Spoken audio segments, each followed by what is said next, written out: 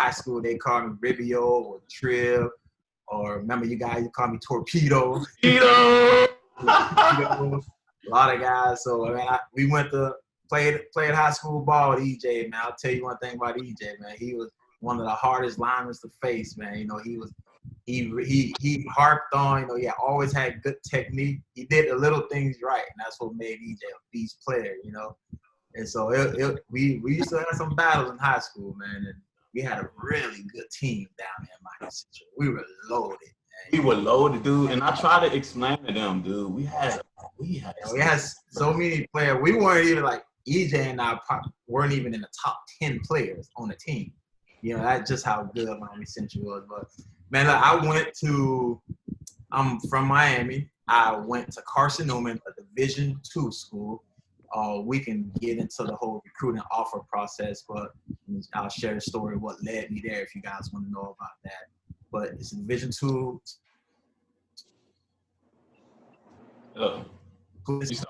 I redshirted my first year. Played 4 years there. Then I got to play a little bit in the NFL, and then I started my coaching career at Carson Newman, right where I played ball. Married, got 2 daughters. Ayla is 4, Aria is 1. We just moved here down in South Georgia, where I took the defensive line coach here at Albany State, where, you know, football is canceled, but we're still meeting and doing a lot of things. It's basically spring ball in the fall. That's what we call it. And so this is where I am now, man. So this is who I am. So if you're looking up at the screen, like, who is this guy? Wait. I can show them who you are. I can show who you are. I can share the screen right now. This is this guy right here. Heavier. He was heavier then right there. All right.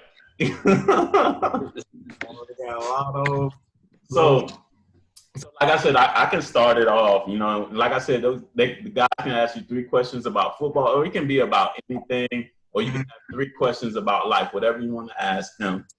Right. So I always wanted to ask you, like, when did that idea pop into you? Because, you know, just like you mentioned the recruiting process, I ended up going to St. Aug, and you ended up going to Carson Newman. I think Mike ended up joining you there with the track scholarship. Mm-hmm. And I know because, you know, Ali went to LSU. He was supposed to go to Miami first, but he went to LSU. You know, Brian went to Miami. He went to Auburn first, right? He went to Auburn. Yeah. Mm-hmm. Those guys going to those big. We just knew those guys going to. Yeah. Miami. You know what I'm saying? So, like, when did it, like, spark in your head, like, I can do this? Like, go to college? Not college, but, like, from a Division II school. From a Division II. So, I'll tell you, even coming out, you know I went to, you know I committed St. Augustine. Because remember, it was, like, 10 guys who were supposed to go up there. Like, so, you supposed to come with me? You supposed to come with me? Me, you, remember Big Jeff? Yeah. We were all. I was supposed to come there. I committed. I forget the head coach. But I verbally committed. Coach Costa, because I committed and I stayed. Yeah, and so what happened? Things worked out, man. Bethune-Cookman came to me the next day, and I knew that we wanted to get out of Florida. So that's why I was leaning towards St. Augustine. But man, Carson Newman came. Guy traveled down like last second. They brought me on a visit, and you know. Everything that they were talking to me about, you know, it wasn't more, it was so much more than about football, you know, and they were like stressing the importance of life. And, you know, me and you, EJ, where we came from, it wasn't too many people really teaching us and leading us outside of Coach Rowe, you know, and Arpege. And so it was, you know, Carson Newman was a program that I felt led to go to because of just how they were transforming men's life, you know, and that's a question that I'm probably jumping ahead with recruiting, man. Don't fall into the classes and the school and the program. You're like, man, if I go to a college, is this place gonna make me a better man? You know, because football at the end is very short in our life, you know? Yep. So I think, man, I'm not gonna lie, when I thought I can play was like after my junior year. And I'll tell you a mistake that I did because I was a young kid, coming out of Miami. You know, a lot of kids, remember, you know, we kind of just had talent. So my first year, EJ, did I like to lift weights in high school? No, dude, I don't know how you did it. I never told anybody that part. I myself. But I always wonder in my head with our program how you used to buck everything. Yeah. So I never lifted weights in high school until I got to college. And we had a crazy weight room program. Yeah, I know. You know what? Our pledge actually, remember that time when it was just me, you, Big Mike, that summer before we all left? That was like technically the first time I started lifting, you know. But I would say the program, when I got into it, man, they started, developing me. And I couldn't buck no more. These upperclassmen, they were like, you know, I came with their Miami attitude. Right. And you're only going to beat up 6'4", 300-pound guys, 1-on-3. So, man, they really forced me and helped me and developed me into like, hey, this is what you have to do. And I would say it's about my junior year, man, I think I turned it on. I say, hey, if I say I want to reach a certain aspect in professional football or try and play football after college, I look back, I'm going to be honest with you, I wasted my redshirt year, my redshirt freshman year, redshirt sophomore year, meaning I still played, but I think the worst mentality, the thing that you can have as a young player is a lot of young players have a lot of upside, right? And we say, oh, this person's going to be good. I can't wait till he fill out. But in our mind as a young player, you're like, I have time.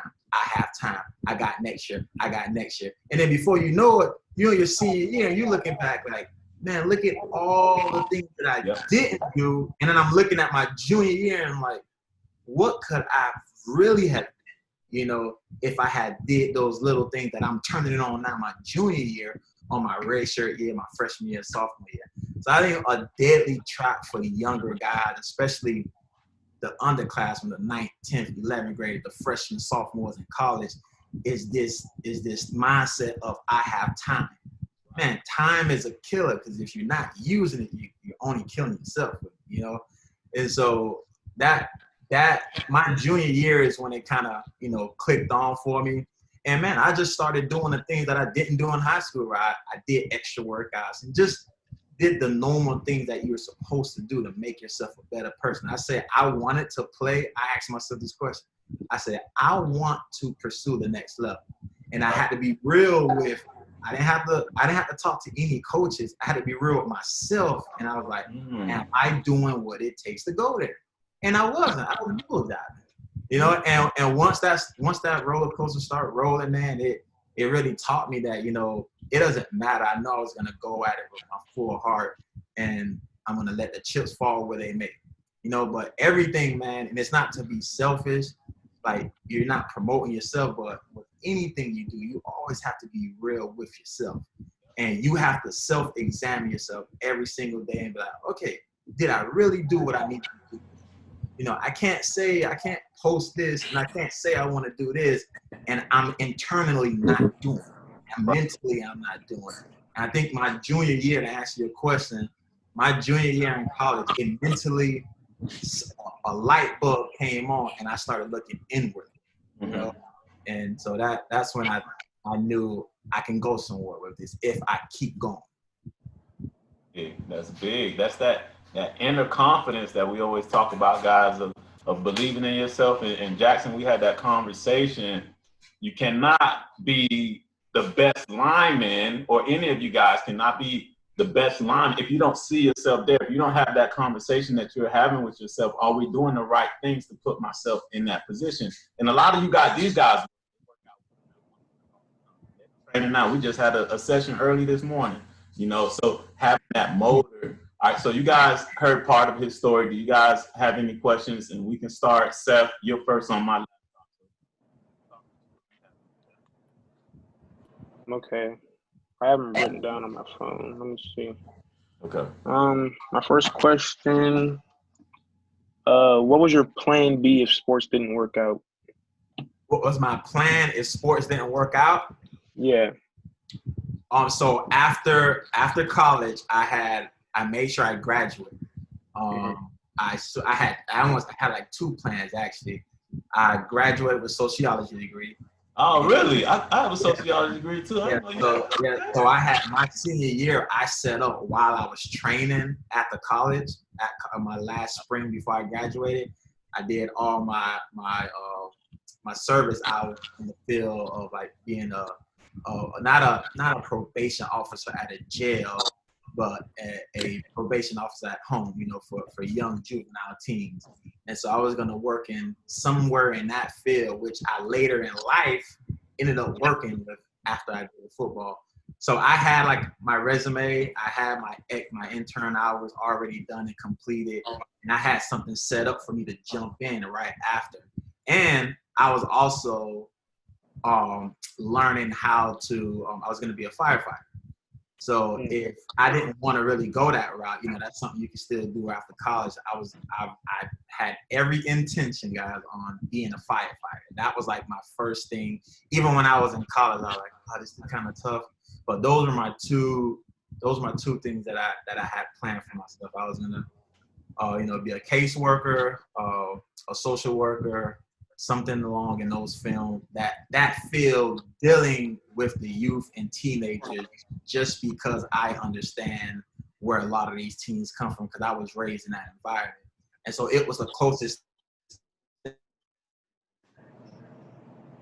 gotta be, okay, what am I good at? I wasn't a chemist or biochemical engineering guy. So I said, I took the experience that I had at home and how I was raised. And I was like, you know what? This is a field that I know I'll be able to share, and I'll be able to understand what these kids are going to, because I went through it, and I know all of my friends who I grew up with, they went through it.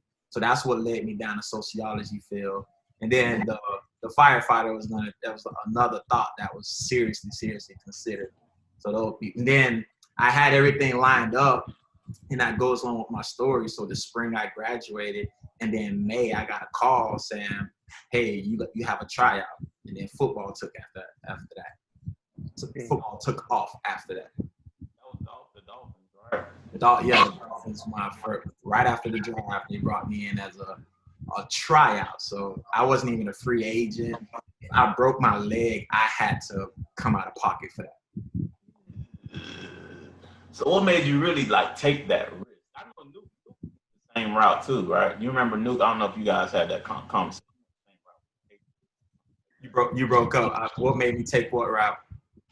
Take that route, like even just knowing, like, okay, it's a possibility that I can get hurt. I'm going all in. I mean, that's something. I mean, that it's kind of you think about it. This is something that you dreamed of as a kid. And you're saying, I'm willing to do whatever it takes to get there. And all you need is one opportunity. You got to remember, some guys never even get an opportunity. Some guys never. There's guys 20 times more talented than you, and they didn't even receive a call. There's guys who played in the ACC, SEC, and they've never played in the NFL. And I had a really good agent who helped me out. And I think to go along with that, what let me understand and another light flick that hit for me is when I was brought on to a D1 bowl, and I was the only Division II lineman. That gave me even more confidence when I saw my first practice. I was nervous. I ain't gonna lie to you. Coming from Division II, I'm seeing FSU helmet, I'm seeing Georgia helmet, I'm seeing LSU, all SEC linemen. I'm the only D2 defensive lineman. First day of practice, it ain't nothing better than when you get that first lick and you realize, like, dude, these dudes, just football. Their coaches say this all the time. They put the pants on just like you. It ain't nothing new. And that's what gave me even more confidence that I can play on the next level if I get an opportunity. And so my agent did a really good job. And he said, hey, we're going down there on a tryout. And so I said, I will risk a broken leg if something were to happen to me for this opportunity. I will never get this opportunity again. I went down there, and it was 30 tryouts. So they bring in 30 extra guys outside of like the free agents and the original rookie class drafted to make up a whole camp. And out of those 30 guys, 2 of us got signed. Me and a DB. So, and so right there, I was walking off the field. Remember Bill Parcells? We had a Friday practice, and then it was a Saturday 2-a-day practice. After the Saturday first practice, I remember this is the starstruck moment of my NFL experience. I was walking off the field of practice. Bill Parcells. You guys might be too young to understand. It's the big. I don't know if they know who Bill Parcells is. Bill Parcells. Oh, I know who Bill Parcells is. Bill Parcells is the guy who structured the tree. So Belichick, Saban, all those guys are from the Parcells tree. And Parcells called me. He had like that northern accent. He said, "Hey, Anthony, come here." I said, "Oh, man, I guess this is how they get rid of you, just like that." I was like, "Dang." I said, and you know what? I was walking up to it in my heart. I was like, you know what? Even if it's time to go home, this was an awesome opportunity to see that, I can compete a little bit with these guys. It's not that far away. And he looked at me. He said, "Hey, we really love your work ethic." He said, we want to sign you to a contract. And that's how I got signed with the Dolphins. And I was brought back to that training camp. So just to kind of put that together of like, what helped, why I decided to go that path. I think that bowl game gave me we're always searching for that. Can I really do this, as a man? And that bowl game really gave me confidence to show that, hey, you could have played on the D1 level as well, So, Liam, did you have a question, Liam? Wait, so you guys can hear me, right? Yeah. Yeah. All right, I'm honestly trying to think of a question. You broke right up. Say it now. one more time. No, I thought you had a question. You were trying to say something. We can come back to you. I'm thinking of one right now. I'm not sure. Okay. Jackson, I saw you writing down. You have a question? I got a question. All right. So, like, how did you get your name out there, like, during the recruiting process, like, out of high school? That's a great question. And I'm so glad you asked me that. Here's when I'm a college coach, right? I recruit. And that mindset, I hope you can walk away with this change. It's not about how you can get your name out there. It's about, what's your name again? You are? Jackson. Jackson, the best way to get your name out there, Friday nights, you put them on their backs. Boom. That's it. I'm giving you guys, if I can leave you guys with anything. Social media, these recruiting agencies, I'm a coach. You know what we do? This is our recruiting process. I have a county. We have schools. We go to the head coach. Hey, where's your seniors? We have all the names. Everyone knows who you are already. You know what we do? We sit in a big old room and we play your huddle and we say, is this kid worth recruiting? Yes or no. If it is, we contact you, we see your character, and then we ask for game film. At the end of the day, what's everything? Everything is based off your game film. It's not about name. It's not about these camps that you go to with no pads on. That doesn't do anything. They're taking these kids' money. I don't know if I'll get in trouble for this, but it's to get You're telling the truth. You're telling the truth. Yeah, to get your name out there, man. This cliche line is popular for a reason. The eye in the sky don't lie. Mm-hmm. You put on film is what all coaches see. And if you putting great stuff on film, you're gonna get a lot of people contacting. If you put trash on film and you're not good, you're not gonna get anybody contacting you. It is simple as that. And I know I kind of got fired up about that a little bit because I want to show. I wish I could screenshot you the amount of emails and like Twitter messages you get from people. It's like you don't want to. Everyone knows who you are already, and it's good to reach out and send your stuff off. But once you send it off, that's all you need to do. There's no more like trying to get a retweet and trying to say, hey, did you see this? Did you see that? If you send something off to somebody, whoever the program is, and they like it, believe me, there's no good player or people that they see potential on that film, they're gonna leave that unnoticed and not recruit you. You get what I'm saying? What year are you? I'm a rising junior. You're a rising junior. You have it's no football for you guys this fall, is it? Well, there might be later on in like later February. on. So you have a legit 2 solid years to put great stuff on film. Yeah. And you know when it starts? It starts when I see you working out. I love seeing EJ's Instagram post. And was that him sprinting the other day? Who? Yeah, Jackson. That was him. Yeah. You probably see all 3 of them. Yeah. It starts right there, man. Like it's simple. There's no magic potion. There's no magic trick. Hard work is hard because it's the same. It's doing the same little thing over and over and over again till you perfect. And the best way to get your name out there, and I'm talking to all you guys, the best way to get your name out there, man, play ball on the field. Please don't get consumed because, I feel like you guys growing up, it's a little different from me and you growing up, EJ. Yeah. I remember if we just got our name in the paper for for a tackle, that was like big time. I'm a lineman, so my name was in there just for I would highlight that bad boy. Hey, they were actually talking about Ali and Thumb. I just so happened to be in the picture, so I got that framed. So, they have to let people know who's this. Yeah. I wasn't doing nothing. It was Ali them doing. Yeah. I think were you on that picture? It was Brian, like that Miami Herald came out because we were supposed to have a big year. Everybody was. Yeah. That was you, Brian, you, Lee, I think Chevin too, and Courtney. Yeah. That's crazy. But man, that to all you guys, man, if you really want to get your name out there, man, stay quiet, put your nose down and freaking grind. There's nothing that is 100% absolute truth. And man, it'll pay off, man. I'm telling you.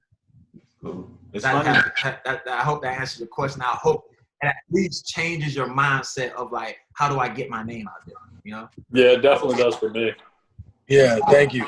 You can if you want to get your name out there. Get your parents, ask for $2,000 and just start putting your football picture, name on big billboards. Then let's see what happens. You're getting your name out there. Right. If you really want to get your name out there, you know what it's going to come back down to. They're going to be like, who is this Jackson kid? Who is this Liam kid? Who is this Seth? Man, I see his name everywhere. It's going to be attractive, but then guess what the coach is going to do? Let's see what it's filmed about. And if we do all of this, getting my name out, it actually makes it worse when these kids go out and out and out, and then it's they don't have the film to back it up. The media has been upgraded. Okay, my bad. So yeah, man, that's I take that question to heart, man, because I wish a lot of the young kids in this generation understand just work hard and put good stuff on film. That's it. And Jackson is funny. We was talking about that the other day because Jackson just went to a camp. And to him, I was like, Jackson, the end all is your film. You can do this camp. This is just like if you go to camp, it's almost kind of like nowadays these kids measure themselves up to see where they stand with other kids. But I told them still, at the end of the day, it's your film that matters. That never changes. Yeah. Oh yeah. Never changes. All right, Liam, see if you got one for him, Liam. It's kind of a personal question between you and EJ. I was wondering if EJ's ever put you on your back. I would say a lot of football, man. It's a lot of fun. I would be lying if I say he never did. I was a defensive end, so I'm pretty sure he's probably a couple times. I'm pretty sure I got him a couple times. I know he did, man. And remember, we used to kind of lay off at each other.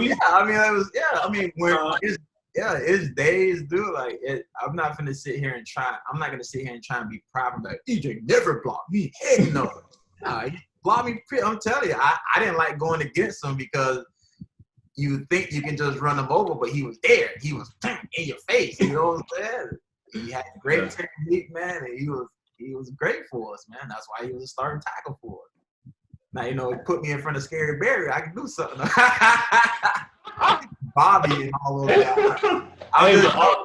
Hey, don't put us online. I don't want those guys. All jokes aside, y'all made us better. You made me better. I had to go against Brian sometimes, dude. When I got to college, dude, it was like almost – I had a good offensive line coach who played in the league too. Yeah. So, and he knew how to use my size. And I would explain to the guys, they moved me. I had to have an eligible number. I played fullback too.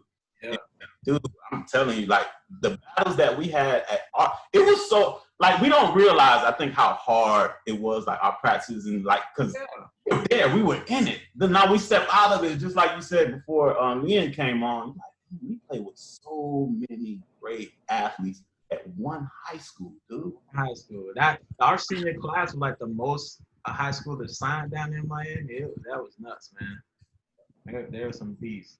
Big time. Let me see what I have for you. I wrote some stuff down about just say talk about Carson Newman, because Carson Newman, a lot of kids, you know, they want to pursue, you know, they want the Alabama, they want the Clemson. These kids, a lot of kids, you know, you went to a top-notch Division II program. It's a lot of guys out of Carson Newman from the Division II program that get into the league. So tell them about that process, about actually like choosing schools. If they get an opportunity or don't get the opportunity to go D1, what type of path should they take? Should they be like, okay, I'm just not going to make the NFL because I'm playing Division II ball? I think one, here, this is a 3-layer process, right? 3-layer answer. I think one, before you even enter that recruiting world, it seems like a lot of you guys still got a year or two left. Yeah. One, from the very start, if I can leave you with anything, I'm going to say that a lot of times on here, is I will put that in the back of the pocket and put it in the closet and don't even worry about it. And I will enjoy what you guys are about to do right now, because you don't know what the future holds, you know, and you don't know, you can go off. That can probably be your last bit of college football right here in your life. You just don't know. I'm just being honest with you. But to put recruiting and where you're gonna go ahead of where you are right now, I think it's a disservice to your coach and your teammates, because your mind is always on another thing, and you're not where you are where you're supposed to be. Like, be where you at where you are. Like right now, you guys are in high school and you have another 2 years. Some of you guys, I don't know if you're a senior or anything. So like, Senior this year, right? So I'm gonna be a senior. you'll be a senior. So this your last go around. Like, don't let any of this outside noise affect you and the relationships you have. I'm telling you, in high school and college, those are gonna be like the last set of real friends you have. You know, because once you get in the real world, it's straight wolves out here, man. Ain't nobody. They're not trying to help. They're trying to eat you, you know? And so the second part, man, I would always, like I started from the beginning, when you're looking at to these schools, after you go to whatever the school that, you know, catches your eye and the one that you want to go to. I mean, if you want to go to a school that you've been dreaming of, go approach it. You know, send your family, see what they say. If you get any feedback from them, if you don't, you know where you stand with them. So you say, okay, what's the next best fit for me? It doesn't matter where you go. What matters is you need to go. People don't have the opportunity to go to college ball. I don't care if you're playing in JUCO, NIAA, Minnesota, Dilla, Montana mountains with cougars on your back. Dude, like, college football on any level is, I tell these guys, man, college is the greatest time. You don't see it now. It is the sweetest time in a young person's life, man. You ain't paying no bills, and you playing a game you love, and you procrastinate and turning in 10-page papers a night before. And that's what college is about, you know? And I'm telling you, man, it's you look at it as, you know, is this place at the end of the day with these coaches, what's the culture of this program? What is this coach, whatever, if it's meaning the position coach or the head coach, whoever starts recruiting you guys, you know, you sit and you ask this question. What are going to be some of the things that are going to help me be a better man to enter this real world? Yeah. If they have no interest in developing you as a man, I would have a huge red flag. I don't care what school it is. I don't care if they guarantee you this. You know, but I would say if a school doesn't have the interest of you into the development of you, not just as a football player, but as a man, I say that is something to really consider during this recruiting process. Mute. Okay. So, Seth or Jackson, do you guys have anything else to piggyback off what he said? Before I can jump in and ask if you guys don't have one. I gotta ask another question. What really like motivated you like throughout your like journey to the NFL? or like during college and like What the hard motivated days? me? Yeah. On hard days, that'll be. I would say a lot of it had to do with how I was raised, and everyone's gonna have different experiences, right? But Yeah. I think what motivated me is that everyone's not gonna grow up, and that's why I have to be careful. I'm still learning, especially with my wife. That I can't wear that with a badge of honor because that's not my identity. And like I think that the experiences that I faced growing up helped me to endure during the hardships, during the hard days in college and in the NFL. But I think something that was more important than that, what helped me in just being real, was a great community, great friends, people who were surrounded, guys who wasn't about this drunk life and wanted to go smoke weed. I had to learn because when I was growing up, that was life to us, And so in college, it helped motivate me to get around. When I got in the league, I started paying attention to like these older vets, these Pro Bowls, and the way they're taking care of themselves. That was motivation to me, and it helped me understand like, hey, with a good community, man, and just understanding the experiences that I went through in life, it gave me motivation. At the end of the day, to be honest, man,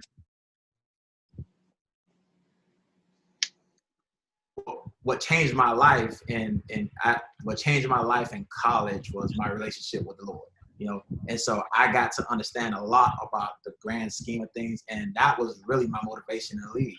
It wasn't wrapped up in my motivation was this: I am not identified as my last worst practice. My last bad practice, we beat ourselves up, right?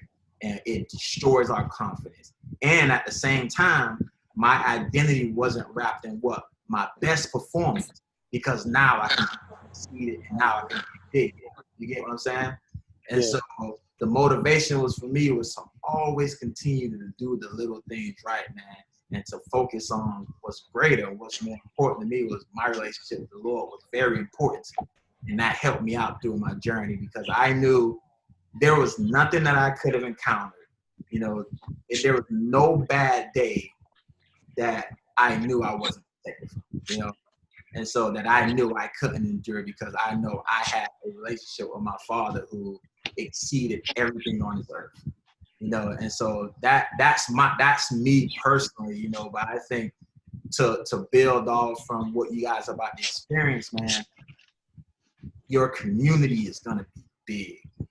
The guys you are around is gonna have a huge impact on your confidence and how you get through tough days. Because you know how some of those guys are gonna be fun, they're gonna go smoke weed. They're gonna go do drugs. They want to go to the club. They escape reality through these drugs that just leads them to want more. So have good people around you, man. That's why I say take advantage where you are right now. Don't take for granted the teammates that you're around right now. You don't know how they'll help you out in college, and the recruiting process and all the stuff that's going on in the world today can distract you from that stuff. Any of you guys have anything? I'm still trying to think, honestly. I Man, can't you're really think of. like a defensive tackle and not an offensive lineman. I tell you, I know. That's what makes it so hard. Come on. All right, Jackson, you have anything? Oh no, nothing that hasn't been answered yet. No. You said what? Nothing. No. Nothing. All right, Toribio. So I know in Green Bay they have like a little tradition. I remember, I think I saw you on the back. You don't got the picture. I don't know. I can pull it up and see if I can pull it up. It's on Google if you search along. That's actually a cool tradition. So training camp, you have the facility and then the stadium is across the street. So it's like 2 blocks. I mean, it's a long walk if you decide to walk, but they have, if you're 8 years and under, you have to ride a bike.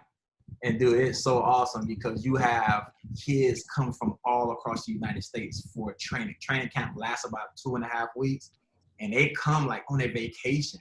And they Really? Yeah. I mean, it's literally, guys, it's hundreds of bikes out there, kids and bikes. and it's it's probably the coolest tradition I've ever been a part of. Right here. Actually show you. I actually got one right here. Hold on, too. Can y'all see it? I'm sure. Wait. Can y'all see the picture? Yeah. Yeah. That's So that was my first year, man. That was my first year, and that was actually pretty cool. So these kids, they sit out there and they wait on you, like, hey, pick me, pick me. Now, of course, you got the snobby kids who've been there. They waiting on like Brett Favre, Donald Driver. They look at you like, who are you? You know, you're not a superstar, but you got some good kids, and the whole point of it is to create a relationship with them, where like you get to actually watch them grow up. So this was my bike rider for a while. Wow. This was my bike rider. Guess she is heading into college right now. And EJ, she came up to Tennessee 2 years ago, and I shot, I'm in the photography on the side, and I did her senior photos. Think about like that, just because of this relationship. This was when she was in elementary school, guys. And she would email me. I would keep in contact with her. Great friends with her family, and that's why they do that. So once you get a bike rider, according to how long you're there in Green Bay, that's kind of your bike rider every day. And so you get on their bike, and they get to carry your helmet. They think it's the coolest thing ever. But you get to ride a bike, which is actually pretty cool. And you don't have to walk with cleats like almost about like a quarter of a mile. That's a long walk. So that was a cool. That was probably the best, one of the highs of the experiences of being in the NFL, being a part of that Green Bay culture, because it was a beautiful culture, man. It's always cool, and I think I had conversations with Jackson, but Liam too, because both of you guys are there with Banks on how important it is to at least give back to you, even if they're athletes or not. You know what I mean? But I preach that all the time. I have younger kids come and join my workout, and these guys are really good with that. Only thing I'm kind of disappointed in this year, I'm not sure, Seth, if you did one with us. Me and Peterson usually, we run camps for the town of Fuquay and Holly Springs, and we invite the older kids to help us run the camp. With everything going on this year, we weren't able to do that. So whenever we had the camps again, I know, Jackson, we spoke about it. The other two guys, I'll definitely invite you. I'm really big on giving back to the kids and building that community that you're talking about. You know what I mean? That's very important. I don't know why adults don't talk about that. Right. Relationships outside of football, it's big. I always tell you guys are bigger than just football. Just like you said, you're into photography. It's other hobbies and things that you're into. I love, talking to people, interviewing, doing different things myself. You know what I mean? You guys, little part. It's an experience and it's a platform. And maybe you can explain better because you were at the highest level. So it could be a platform to propel you to do other things. The networking alone, the opportunity alone. Even in college, it's not even about being on the pro level. Just being a part of a program that's big in the city, your name attached to that. That's why it's always good to, do what you need to do, man. Because when you in high school, when you mess up, not only are you bringing a bad name on your mom and dad, but you're making the school look bad, And so these schools are into the communities, and you have so many opportunities to go out there and be a huge influence, whether you believe it or not. You don't have to be a big spokesman and be eloquent with words. I know a lot of people are terrified to speak in front of people, but just when your name is attached to a football program, that alone gives you a great opportunity to reach back. And I mean, the relationships that I've got to have with through my teammates in the NFL, I'm still a part of camps today. We do a camp in Cali, out there in Oakland area, just because that's where he's from. Florida, North Carolina, Tennessee. It's just the NFL is a good provider, and they really harped on that. They actually have grants too to help you out do that. So I think anytime you have that, man, because you never know. I was impacted by a guy who just wanted to reach back out at Carson Newman. He came and spoke to the team. He didn't have to do that, but you know what? He helped me. He don't know how much that helped me out. He'll never know it, but it had a huge impact into my junior year of flicking that light on. you know, and you just never know the seeds that you plant. You'll, and especially as a coach, sometimes you'll never get to see that seed grow, but eventually it will. It's gonna sprout. Anything that you plant in good, man, it's never gonna return void, you know. And so, anytime you have an opportunity to invest in a little kid, or you know, anybody, man, even your friend, invest in him. I'm telling you, somewhere along the line, it's gonna come into fruition. I can't tell you the amount of times I had teammates who were knuckleheads, and because of these guys who came back and pulled back into us, you know, at community events, I talk to them now in their 30s, they're seeing the picture. It might have not clicked for them at 22, but it clicked for them at 33, 32, 34, you know? So whatever you plant, man, it always comes into fruition, man. If you plant bad, guess what? Bad's gonna come back into fruition. So it's the law. It's the law. It's how the world's created, man. You know. So that's it. Mindset is big. And if you guys don't have a question, I'm gonna ask him a question about a mindset. Your mindset going into these games, college or in football. What was your mindset like going into games? My mindset was this is dead honest. These are the times that I was nervous before a game, because I feel if you're not nervous, you don't care. It's okay to have the jitters. Don't mistake nervousness for like lack of confidence. It's just when you're nervous. Can I pause you for a second? Yeah. Elaborate. It's funny that you said that, because before every game in high school, now I used to get the butterflies, and I got with that. Well, go ahead. Yeah.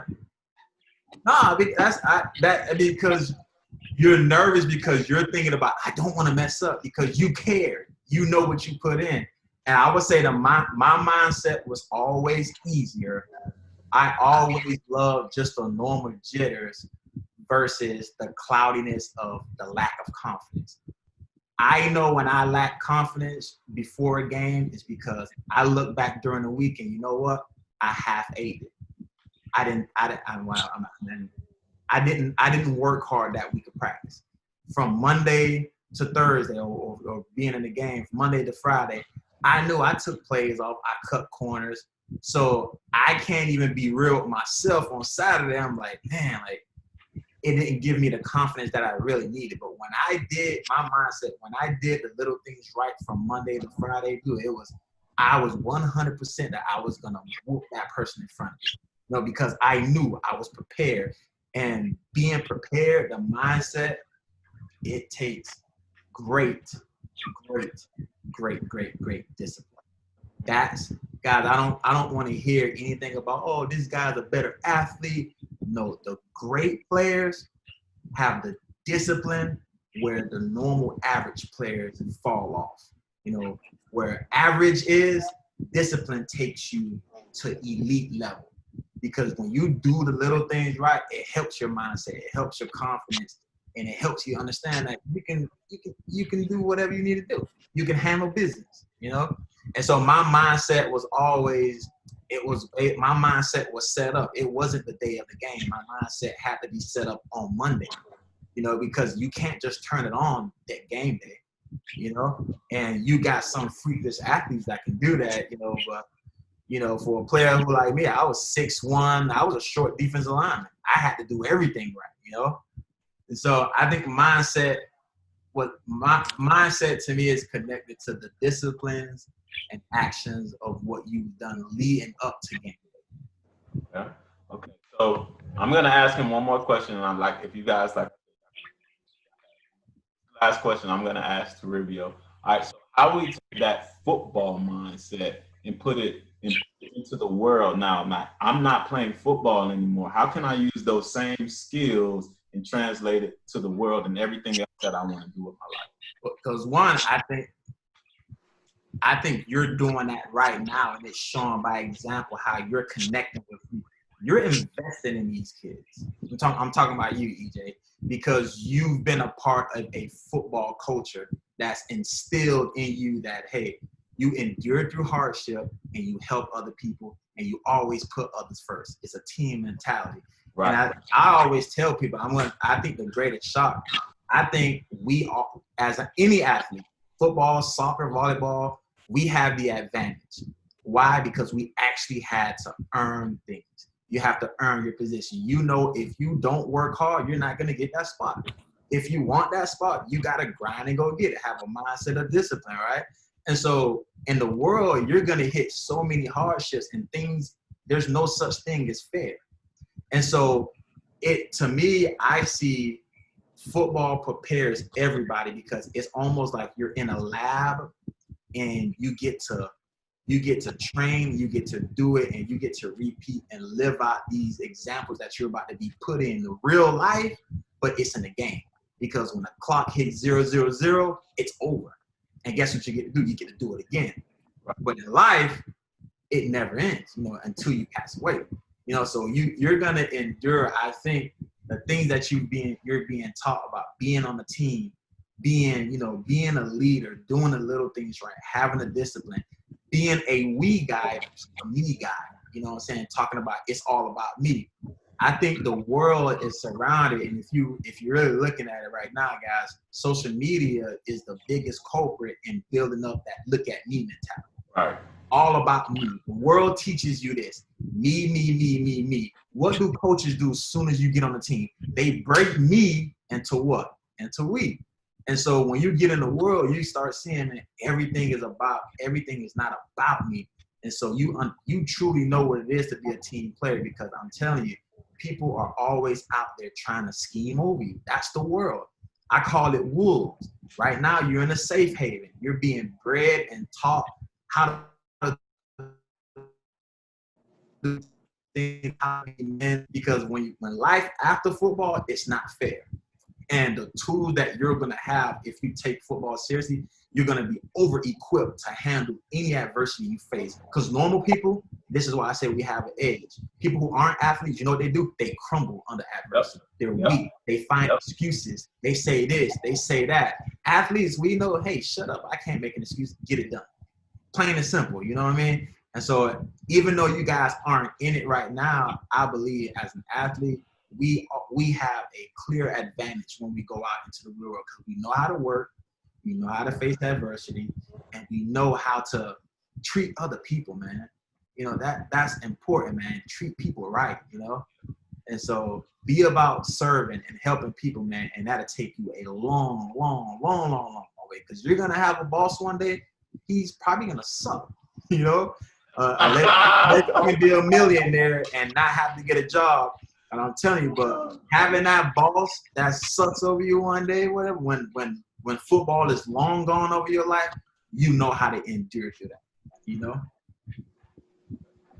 good. I like that. So anything to add, Seth, Jackson, Liam?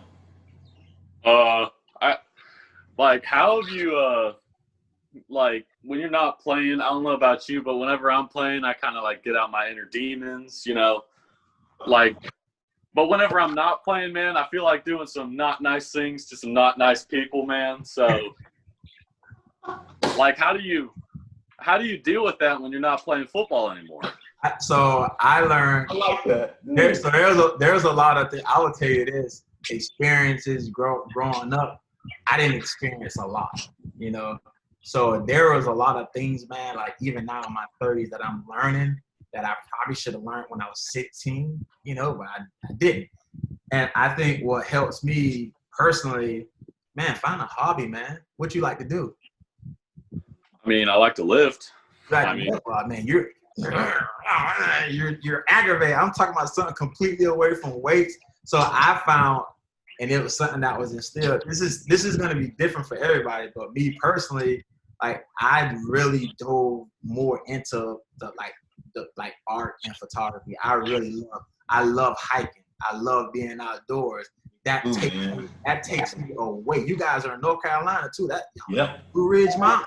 Hey, I moved to Georgia. I am missing the mountains right now. I'm like, what am I, man? There ain't nothing but pine trees here, man. And so to me, when I was done playing, it was a great, I completely got away from football. I gave myself time where I didn't beat myself up. You got to give yourself grace. And you have to be just because I didn't lift weights today on my off season, you're not a bad person. it's okay to take. Now that you can't do that to everybody because some people are lazy. But if you're doing what you need to do, man, like find something that you enjoy doing and don't think about football.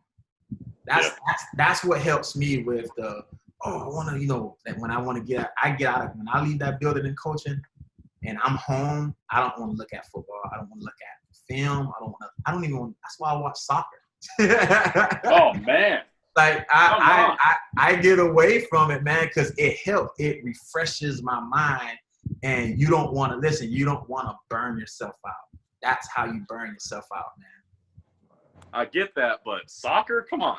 Yeah, it takes skill, man. EJ, you train soccer players, right? They know. Well, I don't think they've been around, but those, man, they're quick. Man, that's a skill. You have to develop that. You can't just, you can start playing football your 10th grade year, never play football and be good. There's no way you can jump into the and play soccer. No way. No way. Different beast. I like that question too. But Liam, I'm the same way. I like to get away, get in nature, man. You guys have a lot. We have a lot of water. We have a lot of trails here, man. Oh yeah. For me, I love coaching. I love helping you guys. But just like you, it's time to shut it off. I just shut it off and I just get away. You know what I mean? And you need that. And it's called balance. You guys are growing up in life. You can't have too much of anything. You have to learn how to balance things out. You know, so. All right, Seth and Jackson, any questions? We're going to wrap it up. I pretty much, all the questions I had pretty much got answered. So Okay. Jackson? Yeah, same here. Same here. Well, I'm going to tell you, Toribio, I appreciate it, man. And I mean, I know it's been a long time, but just to hear you talk, man, because, when the image I get is high school. And to hear you talk, I know it's right. It's the same guy. Like, come on, this Toribio. Oh, man. Yeah, there's the kids here. I'm like, wow. I know, community, man. Thank you, man. I appreciate I appreciate y'all, man. I love keeping up with you, man. Hey, keep doing it, man. Keep grinding, guys. Man. Right. thank you. DJ, you got my number now, so just shoot me text anytime now, man. So, all right, man. Hey, y'all be good, man. All right, see you guys. Stay safe. Hey, All right, guys. Stuff is serious out here now. All right, y'all. All right, thank you. Thank you, man. All right.